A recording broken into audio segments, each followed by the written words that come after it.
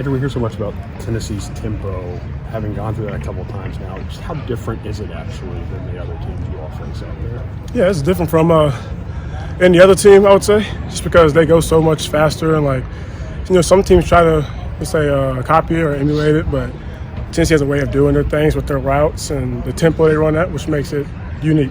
Is it physically or mentally more taxing to get out there? Both. Yeah.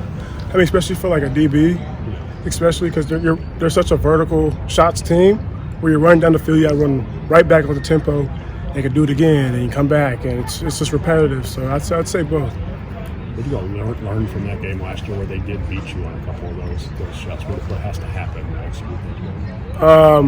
I'd say this year, especially from last year, it's more communication, and I'd say people just stepping up and just being, no one's perfect, but trying your hardest to be as perfect as possible and winning the one-on-ones.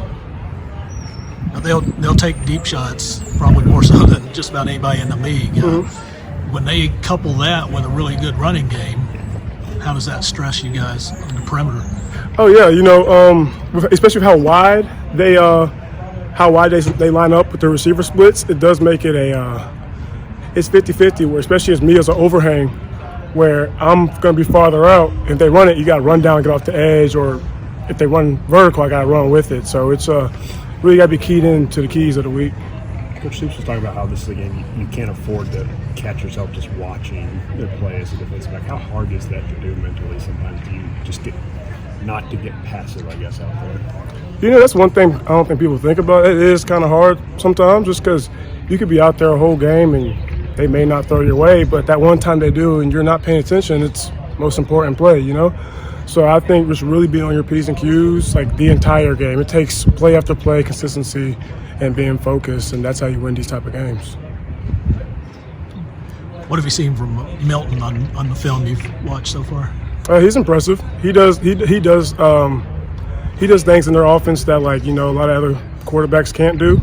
Along with his size and his throwing power, you got to respect it, and you got to scheme around it. You guys were out there getting so much extra work today. Was that just a conditioning thing to stay with the pace, or was there something? Just extra work. Me and Max have been out here every day doing this since before break. Since before bye week, and now just making sure you stay in shape for this type of game because it is for the corners and DBs. It's a lot of tempo. You are running the entire game, so making sure you can be on top of it now. It won't be as hard in the game. We were talking to Horsey yesterday, and he said he got up and tried to share with some of the younger guys in particular that this is a big game for guys who've been around a while. Kentucky, Tennessee. What does it mean to you, this matchup? Yeah, it means a lot. It means a lot more than any other game. I grew up a Kentucky fan, so I know this rivalry, and it means the world to me to go out there and just win this game.